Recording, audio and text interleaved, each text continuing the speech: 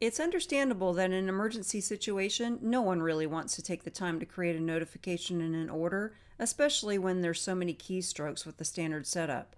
We'd like to take a few minutes and show you that SAP PM can be configured with the standard functionality to eliminate keystrokes and remove unwanted fields. So let's get started. With the Created Desktop shortcut, you can access the transaction variant for creating an emergency order. The shortcut remembers my login name and client. Because of security with SAP, I have to enter my password. I need to enter the notification short text, but keep in mind, I didn't have to enter the transaction or select the notification type. They're already loaded, so I've already saved a few keystrokes. I need to enter the equipment number, but note the functional location that I normally work in is defaulted. Okay, so I'm going to save a couple more keystrokes because I don't have to enter the priority since it's an emergency or select the breakdown indicator. I still need to acknowledge the priority with the new dates, but I don't have any data entry. Okay, so for us, mean time between failure and mean time to repair is really important, especially with emergency repairs.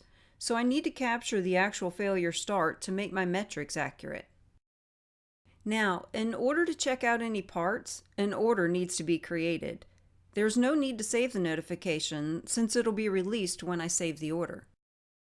I need to acknowledge the emergency order type that was defaulted. However, there's no data entry needed here either. In order to check out parts, I need to release the order.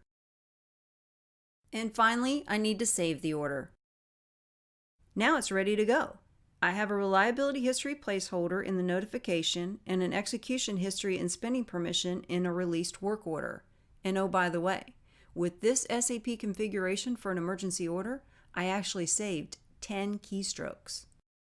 So in addition to eliminating fields that weren't needed when creating an emergency notification, now when the user goes into that notification in the change mode, notice that the tabs are different than they were in the create mode.